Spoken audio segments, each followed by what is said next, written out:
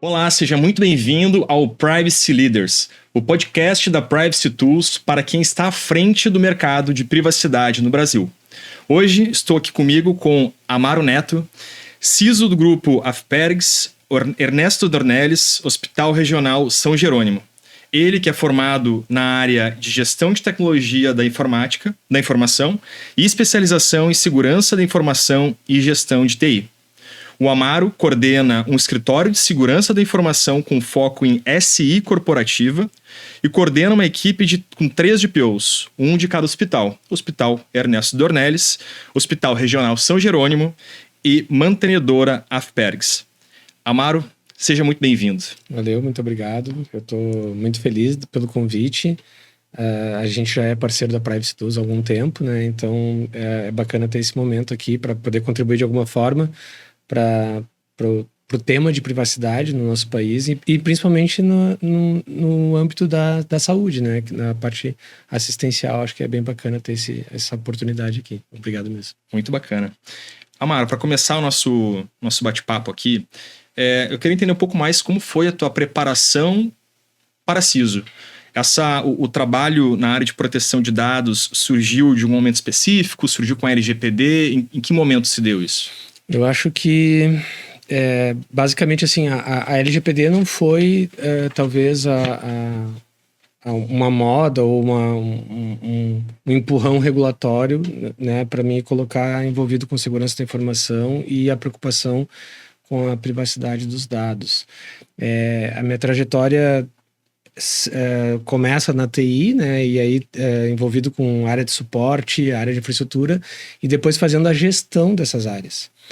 Com o tempo, isso foi me aproximando, obviamente, da necessidade de um olhar mais de governança, né, e também com esse trabalho de governança, ficou inevitável trabalhar essa elevação para o cargo de CISO, para descolar um pouco da visão ou do dia a dia mais operacional, né, que é tão importante quanto, mas que não se sustenta sozinho, então precisava ter essa conexão, até porque a instituição ainda não tinha essa estrutura focada em segurança, né, tinha só a parte de tecnologia, e isso talvez ficasse com uma certa desconexão entre a alta direção e todo o trabalho de processos do negócio.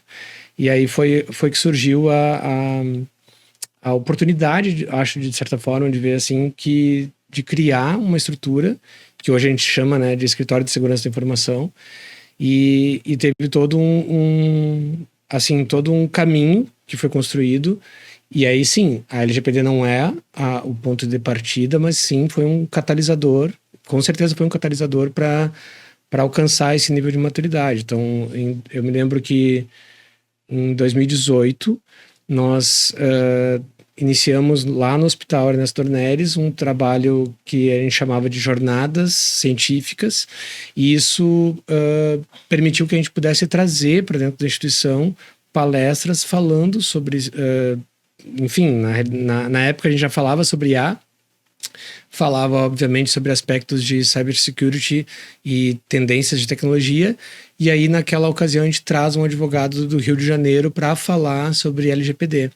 Então era bem em 2018, um tema totalmente novo, e ao mesmo tempo me despertou uma coisa maior ali, porque meados de 2012 eu já tive a oportunidade de participar, a convite de uma enfermeira doutora em segurança, participar da comissão de gerenciamento de riscos do hospital, que é um foco totalmente na segurança do paciente. E aquilo me trouxe uma visão sobre gestão de riscos, que me aproximou, e aí cada vez eu fui me envolvendo mais.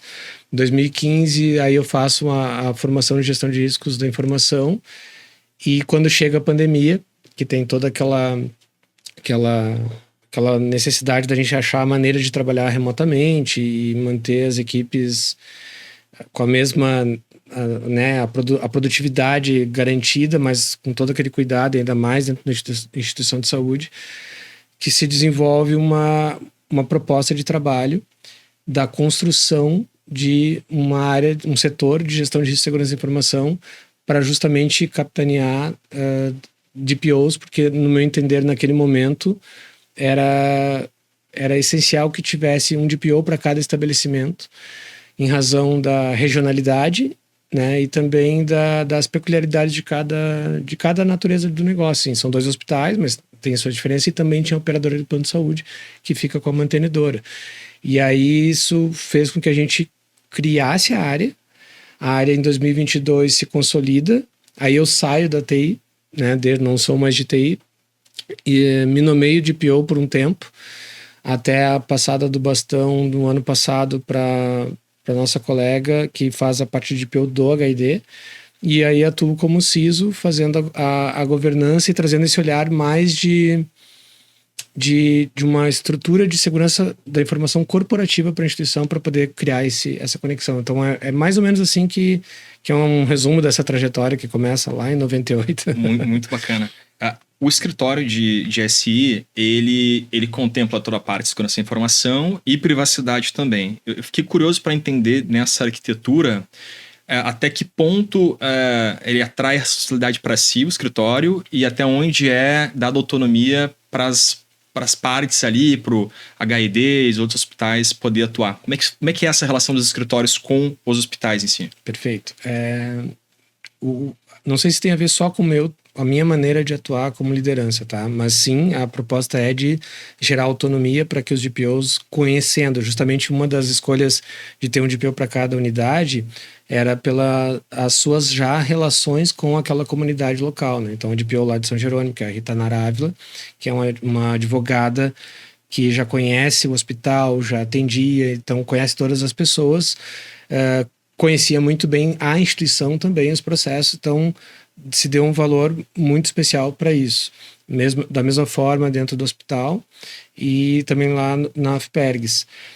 Porque a gente vem intensificando o olhar apoiado nos assessments, apoiado nas campanhas para poder entender quando que a gente está conseguindo conscientizar ou não, porque isso é um desafio continuado, né? A necessidade, temos que ter uma cultura e treinamento, capacitação continuada. Mas a aderência e a dificuldade de conseguir disponibilidade das pessoas provocam desafios, né? Então, com o passar do tempo, de 2022 para cá, a gente vem sempre reordenando essas rotas, né? Dando um olhar para ver como isso está funcionando ou não e reordenando. Quando agora, bem na virada de final do semestre de 2024 para 2025, a gente já desenhou para dentro desse escritório a proposta de escritório, e ele foi se consolidar acho que no meio de 2025, e aí já nasce a necessidade de ter o programa de segurança da informação para atender toda a instituição. Daí sim é para além de uma política de segurança da informação que já existe, né? E também os programas de privacidade que na realidade vão se apoiar em um único feito pelo conjunto dos 3 DPOs. Aí respeitando as peculiaridades, né, para que isso, de novo, em razão da cultura local, tenha aderência, consiga ter uma resposta bacana. Mas eles vão trabalhar em conjunto os seus programas para conectar com o programa de segurança da informação e a gente poder alcançar o que a gente está buscando dessa visão de governança de segurança da informação corporativa. É um tanto... Não, mas imagino. Mas é interessante o fato esse elemento da cultura, porque São Jerônimo... Porque uma hora de Porto Alegre, talvez. A gente não está falando de um outro estado.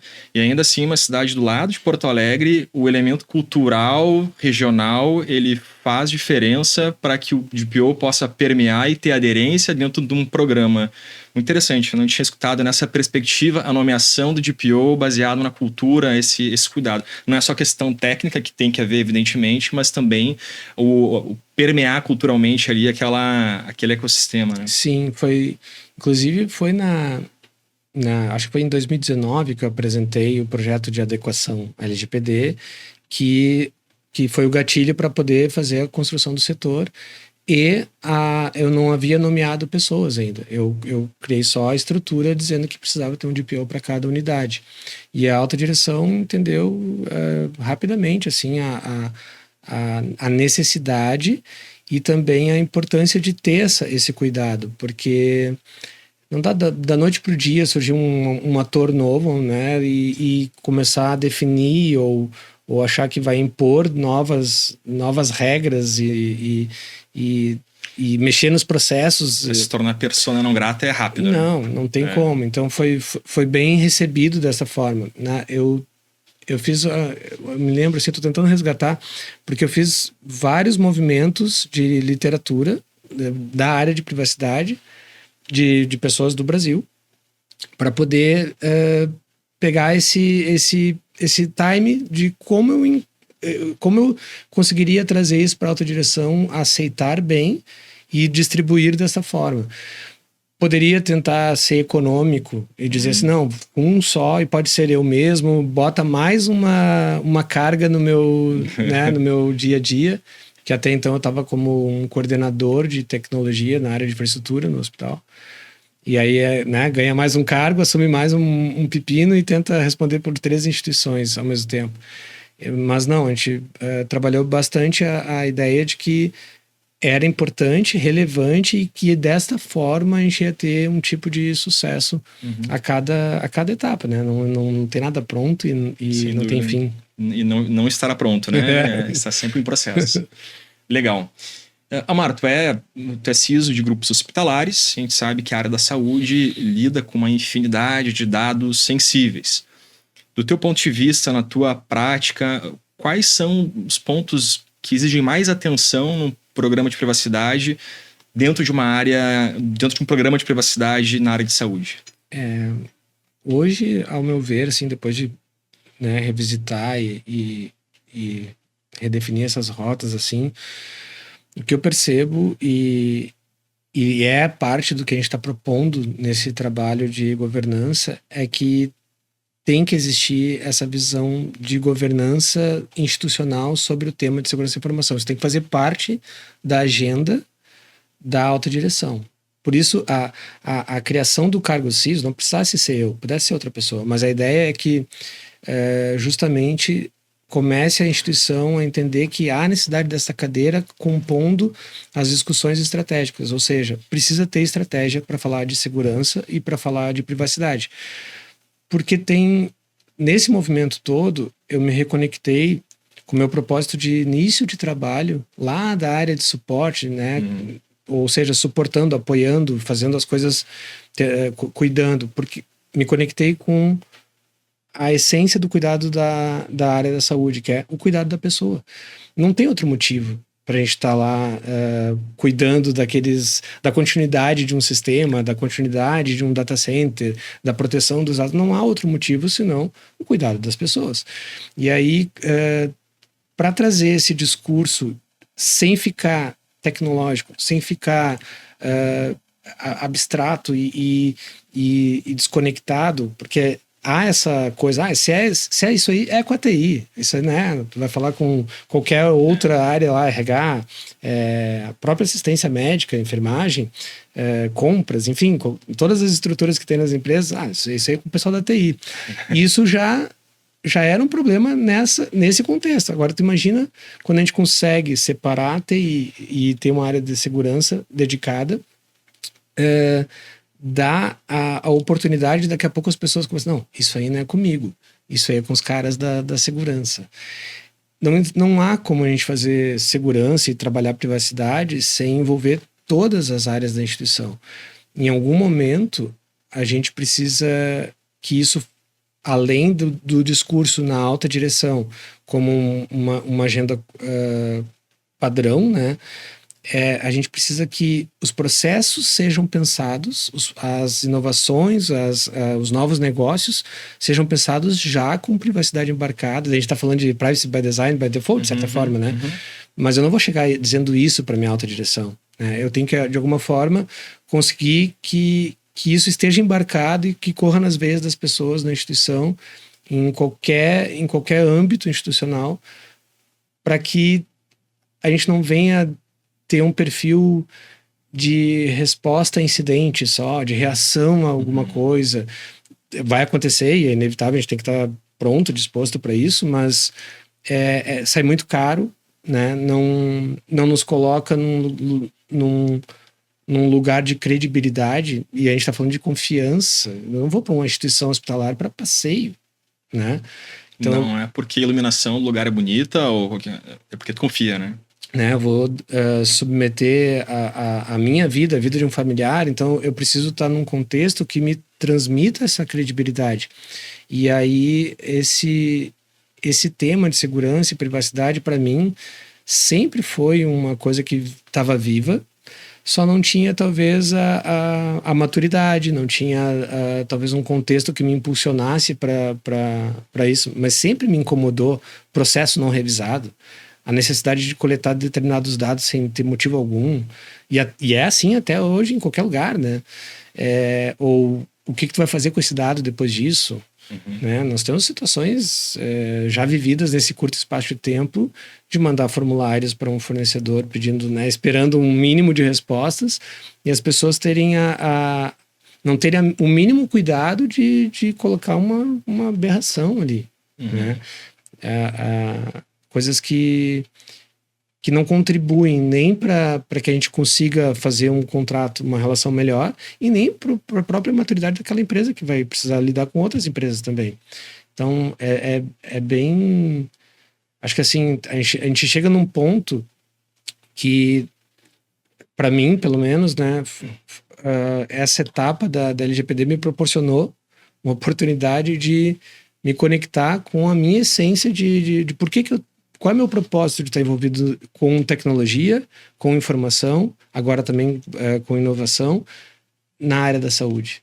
E aí vem isso, o cuidado com a pessoa. Então não tem nada a ver com tecnologia, não tem nada a ver com o dado em si, tem a ver com o que as pessoas realmente estão precisando. E se a gente conseguir... É sobre cuidar de pessoas, isso de uma maneira ou de outra. A lei traz muito isso, na realidade. É um direito fundamental, então a gente tem uma baita oportunidade de enxergar benefícios em cima disso, né? O uso da privacidade bem implementada, né? O uso adequado da lei. Eu estava comentando antes ali aquela distorção, né? De usar a lei às vezes para não fazer determinada coisa. Poxa, daí não, né? A gente está numa era de uma baita oportunidade de promover melhor o acesso à informação, promover melhor ao acesso ao dado, e é ali que eu conecto sobre a interoperabilidade de dados, né? Que para mim é a coisa mais importante que tem para acontecer nos próximos anos, assim. Legal, bacana.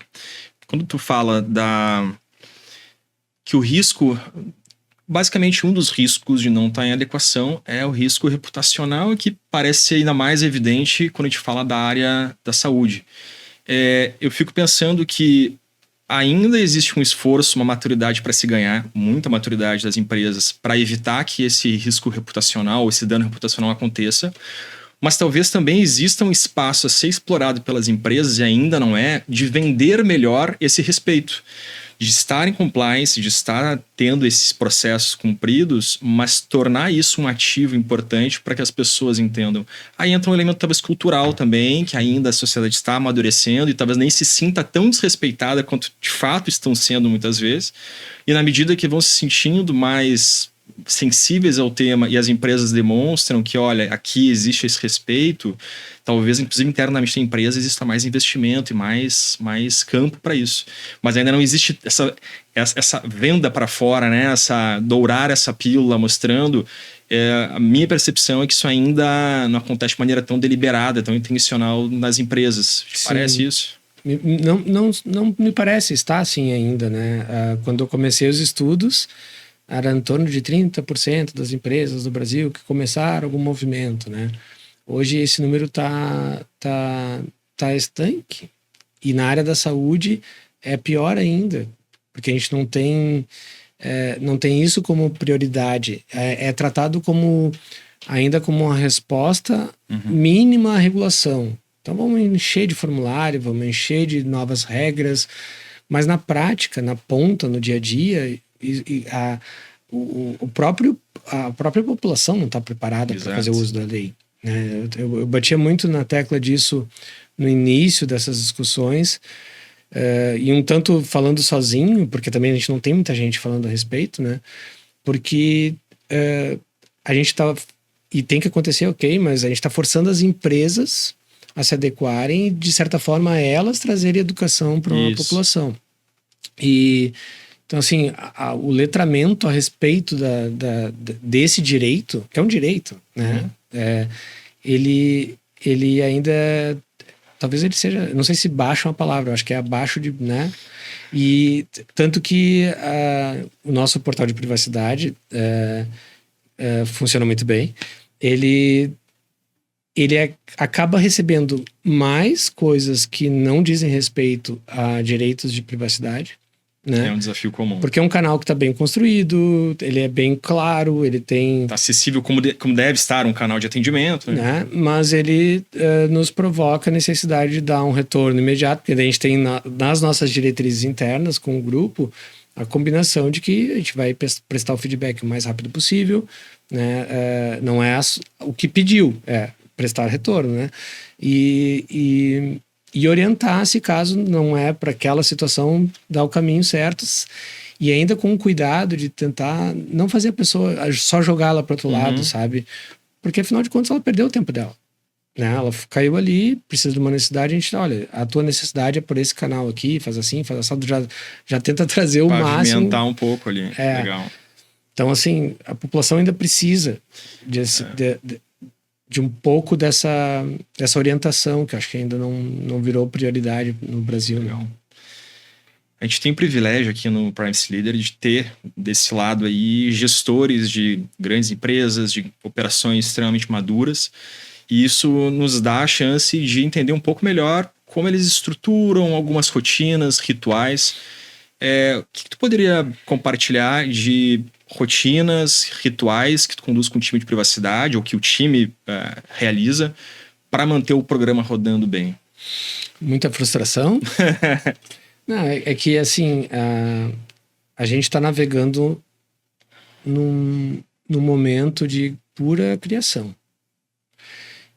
Tem uma lei, ok, mas a gente sabe que tem uma série de regulamentações que precisam avançar e tem coisas muito bacanas já acontecendo no Brasil que vão apoiar isso. A própria parte de segurança da informação tem muitos movimentos que vão ajudar também. Mas entre aquele momento mais forte ali onde a lei é divulgada e tem que correr para se adaptar e tal, tem um pico de energia, de atenção, e depois as coisas meio que vão se acomodando de novo. Então, tu manter essa atenção mesmo para o tema, e não vou contar com incidente para que essa atenção aconteça, porque é assim que muitas empresas se dão conta da necessidade de segurança da informação e de cuidar da privacidade do dado.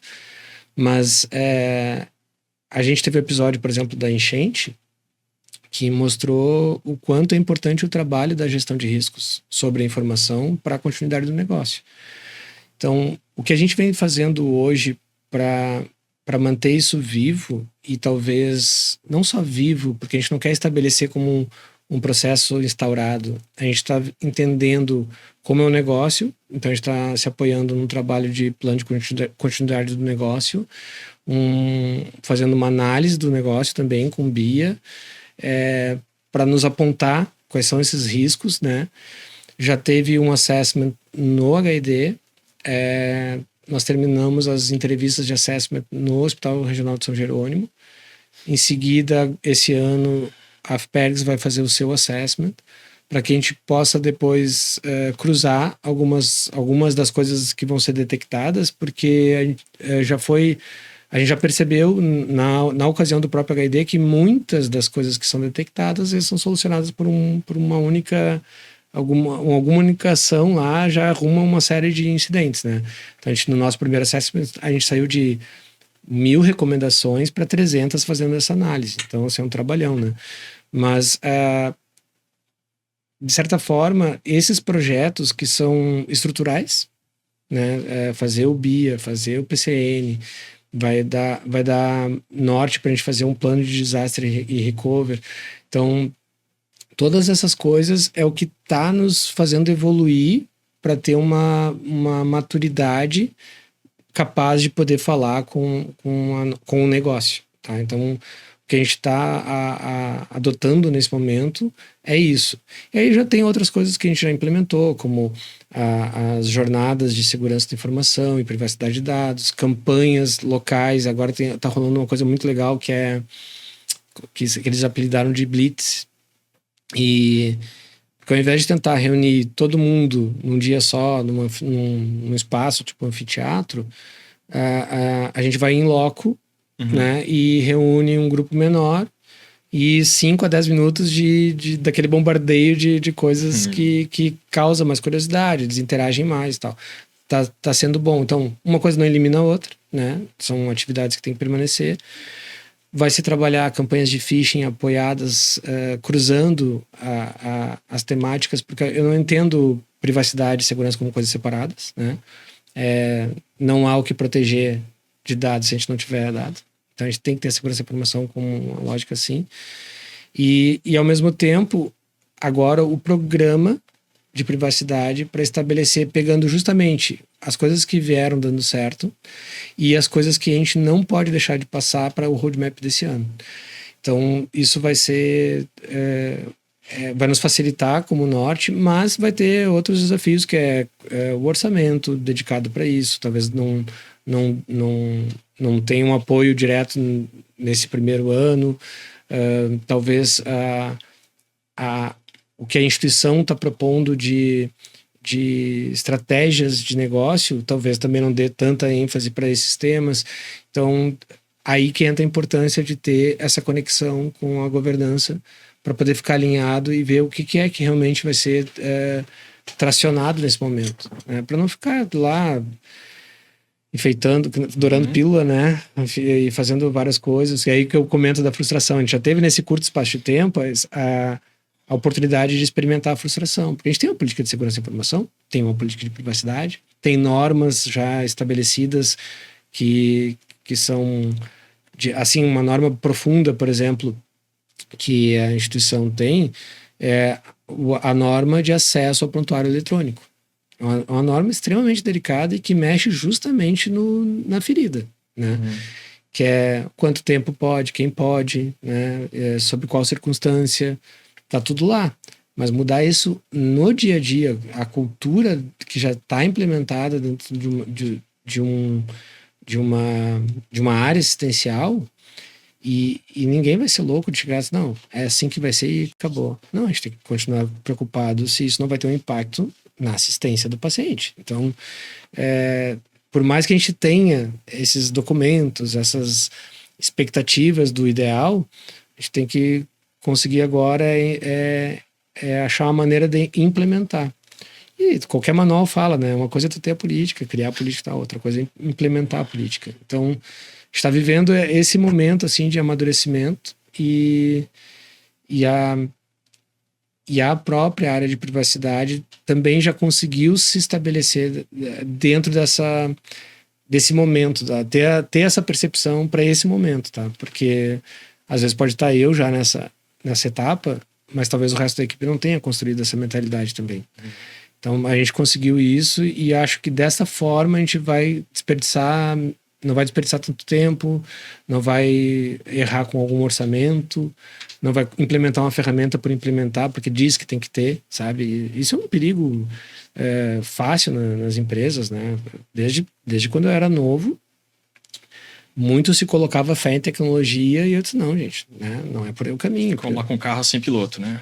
E investimentos em ferramentas esperando que vai suprir determinada demanda de um processo lá e no final das contas tu fica com um contrato, fica com a necessidade de cuidar daquela ferramenta e as pessoas não estão sabendo utilizar ou nunca souberam. E não é por mal, às vezes passa anos e orçamentos e aquela ferramenta ainda fica na empresa até que algum dia alguém percebe que não faz sentido nenhum, né? E aí tu tá gastando para proteger aquilo, sustentar aquilo, né? É uma série de coisas que na realidade me parece hoje, olhando assim, né, o filme andando ao contrário, eu percebo que a gente está fazendo o que a gente deveria ter feito no início, tá? Quanto instituição. Mas a maturidade institucional para falar de tecnologia já era uma, né? Quem dirá de segurança. Então, quando a segurança entra, dá para até se dizer que a segurança entra de uma maneira mais madura do que outras áreas, se pensar que ela nasce agora, né? Há poucos anos atrás, assim. Então, está tentando estabelecer esse padrão de governança para ter um nível de excelência e aí sim propor ações reais que consigam gerar algum resultado em termos de privacidade na prática, de segurança na prática. E eu acredito muito em simplificação. Revisão de processo, eliminação de processo, eliminação de ferramenta. Acredito muito nisso. Dá um trabalho, convencer as pessoas a parar elas para gerar esse momento, mas eu acredito muito nisso. É a teoria das janelas quebradas, né? Vai deixando coisa acumular, para criar mais coisa é muito fácil, né? Vai higienizando, deixa uma soma zero ali, tende a ficar mais fácil manter a operação. Porque dentro dos trabalhos que estão previstos para esse ano, a gestão de identidades, privilégio de acesso é uma delas. Ela vem de um viés de segurança da informação, mas ela tem um impacto direto na privacidade do dado. Porque hoje um dos principais gargalos do vazamento do dado, dá para se dizer vazamento, mas talvez o tratamento inadequado de um dado que gere a possibilidade de um vazamento, que gere o uso inadequado de um dado, boa parte dele se dá pela gestão da identidade muito flexível ou pouco... eu não vou chamar de controle no sentido de proibir, vou chamar de controle no sentido de tu conseguir ter noção do que está acontecendo, ter maneiras de monitorar e ter medidas quanto a isso, que é diferente se eu hoje tentar barrar o acesso simplesmente num prontuário eletrônico porque me permite uma lei, né, vou ter toda a argumentação para dizer que não pode, acabou o assunto. Na realidade não precisava nem da LGPD para fazer isso, né? O Código de Ética da área médica já define que quem cuida, né, se tu é o paciente, eu sou teu médico, só eu posso cuidar do teu dado, né? Eu posso tratar teu dado.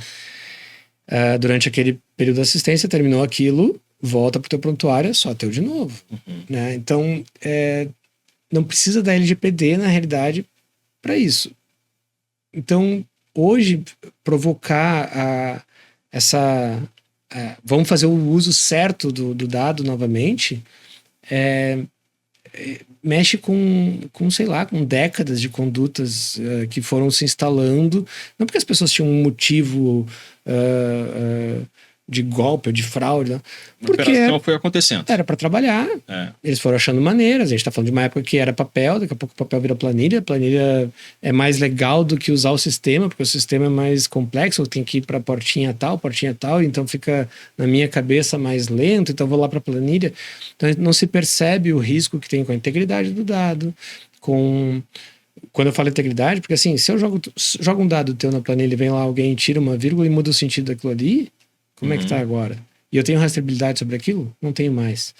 Então, claro, existe hoje numa planilha do Google um pouco de histórico de versão e tal, mas não há condições de tu ficar em tempo real percebendo que houve um problema. É que nem aquelas pessoas que só se deram conta que perderam o arquivo um mês depois, 3 meses depois. Aí vai pedir um backup, né?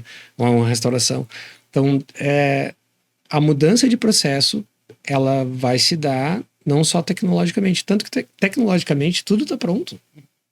Está tudo pronto. Não, é a necessidade de saber o que adotar, mas precisa, com certeza, da visão das lideranças, da visão daquele grupo de trabalho ali, tá em compromisso. Eu sempre falei assim da nossa instituição, de toda essa trajetória que se tem, tanto de separar da TI, virar uma área de segurança, propor a estrutura como está, essa renovação da estrutura, eu sempre tive apoio da instituição. Nunca foi nada negado. A dificuldade é um compromisso do dia seguinte da gente fazer exatamente aquilo que a gente se propôs. E isso eu acho que é do humano, pelo jeito, porque não interessa qual é a área da instituição, não interessa qual é o cargo, a responsabilidade.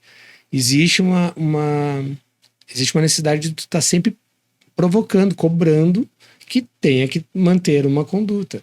Então, a mudança do acesso privilegiado para mitigar o impacto que tem hoje acessar essa informação que é muito sensível, é a informação que nos leva para um olhar diferenciado da lei, né? Não é só um dado comum ali que está sendo trabalhado. Mudar esse comportamento é que eu acho que vai ser o nosso trabalho maior. E claro, daí Ian vai precisar de ferramentas? Vai precisar. Mas mais do que isso, vai precisar do nosso olhar de saber entender na maturidade que a gente está alcançando o que a gente precisa implementar de processos e ir trazendo as pessoas para poder mudando gradualmente até que a gente consiga de alguma forma ter um pouco mais de segurança, um pouco mais de segurança a respeito de como aquele dado está sendo tratado e se ele está dentro do escopo que deveria estar, né? Que não atravesse fronteiras que não deveriam acontecer. É difícil isso, mas não tá morto quem peleia. Dezenas de insights aqui, Amaro. Dezenas de insights, muito bom. A gente foi para um lado e abriu uma janela enorme aqui com muito valor. Vamos pular para um tema quente, que é a interoperabilidade de sistemas. Isso já é uma realidade no Brasil. Nesse contexto, como fazer para atender legislações como LGPD, como GDPR, nesse processo de trocas de informações de dados entre sistemas? Sim. No nosso contexto ali, a GDPR ainda não é um problema, tá? Talvez possa acontecer de maneira externa em relação às ferramentas, sistemas, né, que a gente utilize, pode acontecer.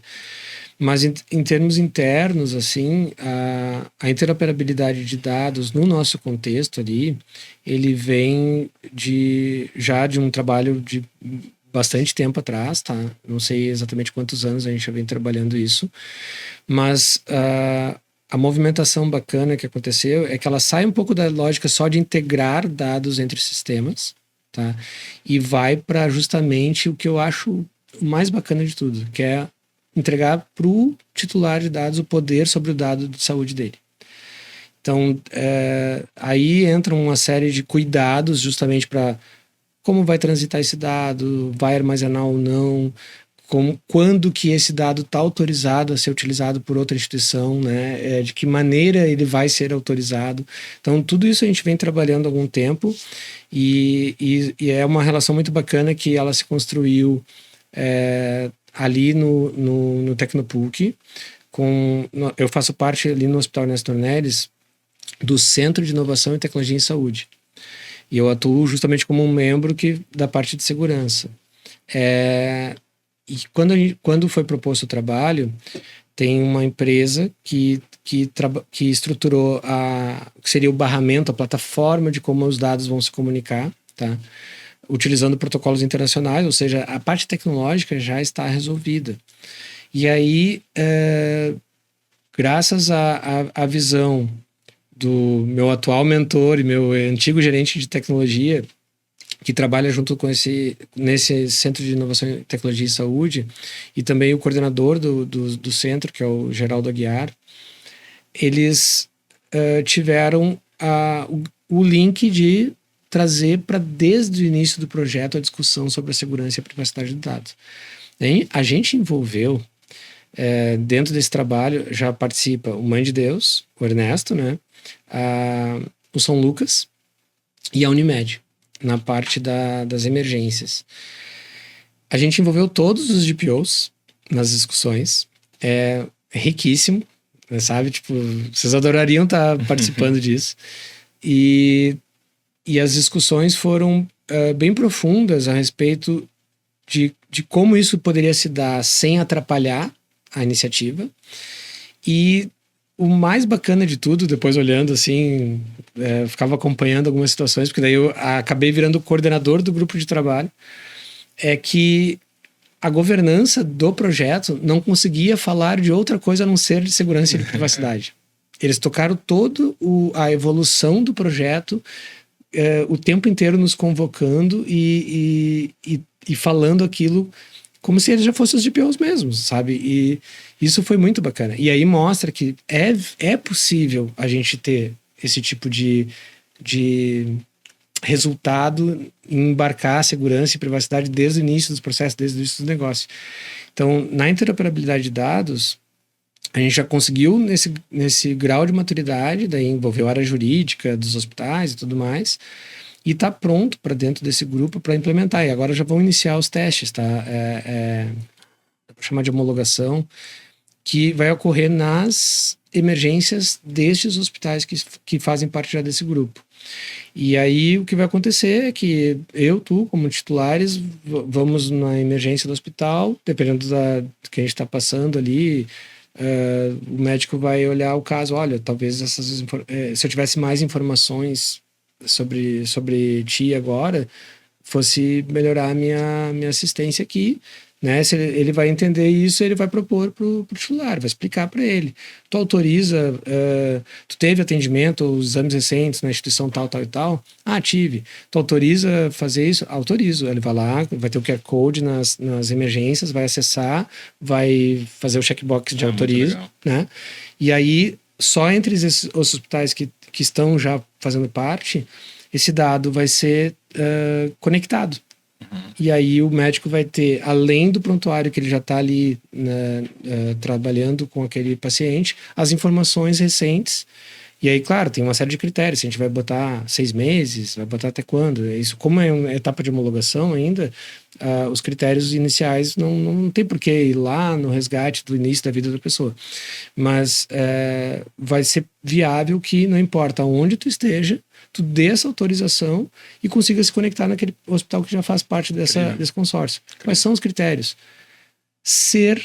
Estar adequado ao que a gente colocou lá, que já está escrito como tu deve tratar o dado, quem pode autorizar, quem não pode. Então, assim, eu não vejo dificuldade. Eu acho que é uma coisa mais de entendimento. A gente trabalhou 1 ano e meio nesse entendimento e agora está pronto para poder utilizar isso. E ainda ouço, quando eu comento em outros lugares, o receio, a preocupação, a história do medo, né, do novo, porque como é que isso vai funcionar? Mas como assim alguém vai poder mexer no meu dado? Então a gente também tem que quebrar alguns paradigmas sobre as instituições acharem que são donas dos dados, tá? Dos dados de saúde do paciente. Que é um paradigma realmente que tem que ser quebrado, né? Porque vem aquela visão assim, mas peraí, tu vai... Eu produzi aqui dentro, isso... o meu cliente. Como é que tu vai ser saudado do meu cliente? Vai roubar meu cliente? Esse é meu queijo, né? Então, só que, poxa, eu sou uma pessoa que tô aqui bem agora, mas eu consumi muito serviço de saúde, eu tenho 9 cirurgias que eu já fiz e tal, eu fico pensando em todas as coisas que quando eu estudava ali, segurança do paciente, eu ficava assim, meu Deus, como é que eu tô vivo? Porque é uma série de coisas erradas que podem acontecer, né? E ainda mais agora quando a informação ela faz parte desse processo, não pode se negligenciar a conduta da informação. Então, quando um hospital, por algum momento, pensa só na ideia de negócio e se esquece de novo que, na realidade, é o cuidado da pessoa, eu entendo isso como uma crueldade. Então, assim, a gente dá uma respirada ali e diz, vamos começar a conversa de novo. A gente está falando de um direito fundamental e esse ativo é dessa pessoa, não é teu, não é de ninguém aqui. E aí, eu não sei se já existe um acesso rápido nas pessoas, de novo, não importa o grau de responsabilidade dentro das instituições. Eu não sei se já tem nas pessoas uma facilidade de ouvir isso e aceitar. É tão básico. É como a lei de um pardal. Se tu passar acima de 60, tu vai ser multado. Ponto. Mudanças trazem desconforto, né? E eu fico imaginando, assim, alguém no interior que vem pra cá e acaba tendo que ir para um hospital, consultar, fazer exame, depois é direcionado para outro. Se nesse meio do caminho não conseguiu pegar as informações, até conseguir voltar. É complicado. Então, realmente, agilidade que dá isso. Agilidade, diminui o desperdício, o custo em algumas coisas também é alto, né? Desperdício porque não tem que refazer o exame às vezes, imagina, né? Porque já está feito, né? E por que tu vai te submeter a várias ressonâncias em um determinado período? Né? Raio-X, algum outro... Qualquer coisa que vai te colocar em risco. Por isso que a gente fala, a segurança do paciente não existe por acaso, né? É uma gestão de risco para justamente proteger. Quando tu vai no hospital, tu corre risco de ter uma queda, de falar para resolver uma gripe e sai com uma perna quebrada. Então, tem que ter esse olhar. Eu acho que esse olhar é de quem é da área de segurança, quem é da área de gestão de riscos, mas tu não precisar. E outra, né? Tu falaste do interior, por exemplo. Não é só o fato de tu ter vindo de longe, é o tempo que tu levou para conseguir aquele agendamento. Isso. Envolver o Exato. familiar, vamos supor que tu vai fazer endoscopia, tu não vai embora sozinho da endoscopia, né? Exato. Então, assim, é toda uma série de coisas. Volta amanhã aqui. Não, espera mais, né? Exato. Legal. Então, aí volta de novo para aquele olhar. Por isso que eu vejo a interoperabilidade de dados como uma coisa, assim, talvez uma das inovações mais bacanas que tem no momento, porque ela, de fato, pega a tecnologia e leva para o cuidado da pessoa. E já com um viés de cuidar daquele dado para aí sim garantir que esteja íntegro, garantir que esteja disponível, né, para aquela pessoa quando ela precisar. Muito interessante. Assim, para mim é experiência total. E qual é a previsão? Quando é que eu espero não ter que ir ao Ernesto Dornelles? Eu quero estiver lá. Mas precisando ir, quando é que eu encontraria já isso funcionando? Os testes já estão em andamento nos outros hospitais. Eu acho que ainda esse mês deve estar no nosso funcionando também. Mas ainda nesse momento é só nas emergências, tá? A homologação disso está na emergência. Tecnologicamente funcionando. Processo também está funcionando. Talvez o que a gente vai precisar justamente nessa etapa de homologação é esse treinamento, essa capacitação para que os profissionais consigam ter a transparência, a clareza para informar para a pessoa, porque ela também pode se sentir um certo medo na hora de tomar essa decisão, né? Mas eu acho que assim, esse semestre tu já vai vai lá fazer teste. Isso. Vem aqui testar o processo, sabe? Acordei com uma dor de cabeça, então vamos ver o que houve. Passando por um tema também bastante palpitante, como é que tu vê o papel de profissionais que estão à frente de programas de privacidade na área da saúde, como CISOs, DPOs, Head de segurança, na avaliação de impacto e na validação de ferramentas de IA antes do uso em clínicas e hospitais? Vejo como fundamental, já tem uma discussão até no hospital a respeito disso ali, junto pelo Centro de Inovação e Tecnologia em Saúde, que inevitavelmente recebe muitas provocações, né, de novas ferramentas, de novas coisas. A própria assistência vai começar a sentir a necessidade de buscar isso. Então, já tem hoje ferramentas lá que vão pegar o que o médico está dizendo, vão filtrar o que realmente importa, já no siglário adequado para utilizar e virar uma evolução. Então, assim, já tem coisas acontecendo disso. O que a gente sabe da IA é que tem que ter um cuidado para não ter um uso que não está monitorado, que não está mapeado, e também muita gente não é uma questão de agora da privacidade ou da IA. A maioria das pessoas às vezes querem utilizar uma tecnologia para apertar um botão e dizer que está pronto. E a preocupação da IA, ela é nesse ponto específico, acho que a coisa mais fundamental da IA é o cuidado para manter que ela esteja curada, né? Então, o trabalho de curadoria em cima da IA exige o que a gente trouxe como discussão, que é criar uma área de governança de IA. Então, já tem uma área dedicada lá na área de TI do hospital que está pronta para capitanear isso. E a inter-relação entre esse trabalho. O bacana é que a gente já tem isso. Do jeito inverso, a gente já tem a boa relação dos DPOs com a área de integração, desenvolvimento e dessa parte de governança de dados, inteligência de dados. E é fundamental que a discussão esteja... Talvez a gente tenha um pouco de sorte pela mentalidade atual dessa equipe, né? Porque não está estabelecido como diretriz, não tem a área de governança estabelecida também. Mas a mentalidade dessas pessoas já fez com que nada aconteça hoje sem antes conversar com o DPO. Surgiu não sei o que, contrato novo tá vindo, tem uma IA. Aí começa a luta para descobrir, tá, a IA de quem, onde ela vai ficar.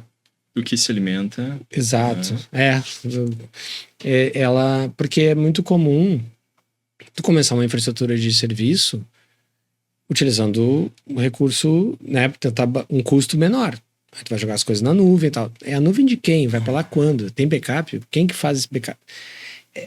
A gente acompanhou o ano passado inteiro ali a quantidade de incidentes relacionados à cibersegurança e segurança da informação em razão das relações com os terceiros. Então, não dá para simplesmente se fechar num cuidado, aqui dentro tá tudo certo, se a gente não tiver essa profundidade. Então, assim, é fundamental o trabalho dos DPOs e já tem essa boa relação e talvez até pela parte da inovação ali a gente já tenha conseguido criar esse grau de maturidade e de consciência de que a privacidade é um tema que se discute desde o início dessas propostas, assim. Então, por enquanto, ainda há uma chance de ter um bom resultado, assim. Mas essa avalanche tá cada vez maior. Né? Tá vindo. Vamos agora pro oráculo da privacidade. Basicamente, vou te fazer algumas perguntas bem objetivas sobre algumas visões para o futuro e tu me responde com uma frase curta ou com algumas frases curtas. Combinado? Ok. Tá muito bem. Amaro, em 5 anos, como você enxerga o papel do CISO? Estabelecer conexão, estabelecer a visão junto com a alta direção da instituição. Pelo menos no nosso contexto, eu entendo que tem que fazer parte da pauta, tem que ser a segurança da informação, tem que ser a agenda, tem que ser pauta do negócio, tem que estar parte da estratégia, senão... Na sua visão, o maior risco para a privacidade será mais técnico ou cultural? Cultural. A privacidade no Brasil vai evoluir mais por um movimento regulatório ou por pressão do mercado? Esse silêncio que a gente gosta. É que são velocidades... elas são sazonais também, né? A gente tem outros marcos de regulamento voltado para a segurança da informação que acho que vão impulsionar o assunto, assim. Mas acho que o mercado agora acho que vai... É só uma opinião, né? Acho que o mercado vai impulsionar mais agora. Para que a gente tenha mais essa maturidade, porque o benefício já ficou conectado.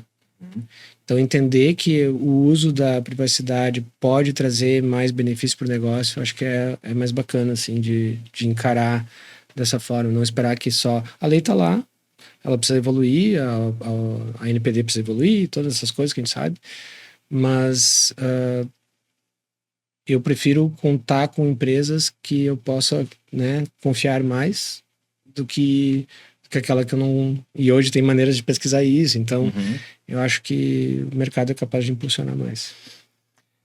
E para você, Amaro, o maior desafio da privacidade nos próximos anos será tecnológico, jurídico ou humano? Pegou um ponto que eu sempre reclamei da área jurídica, tá? Não é da área jurídica, mas é que existe um cacoete das pessoas em só acessar a área jurídica quando já aconteceu um incidente. Então se torna reativo demais. Então o jurídico ainda me pega um pouco. Mas, assim, se a gente olhar ao contrário, a parte da tecnologia do ponto de vista de implementar novas ferramentas, novas soluções, pode estar abrindo mais rápido um leque de risco, né? Aumentando a nossa superfície de ataque aí, do que o humano vai estar preparado. Então, parece que um contribui pro outro para se dar mal, né? Então, assim, o humano vai sofrer mais ainda e não é a resposta suficiente. Está comprovado a quantidade de golpes e as fraudes e as pessoas utilizando IA para se passar por celebridade, por autoridades e aí tu te submete, né? Não vou nem aqui lembrar que recentemente a gente estava fazendo uso indevido da imagem do Brad Pitt para... Até ontem, né? Então, acho que tá bem delicado. Assim, acho que o humano vai sofrer muito ainda e a tecnologia vai forçar mais a aumentar o risco em razão dessa velocidade de coisas que estão se criando para coisas boas, mas também para muita coisa ruim, né?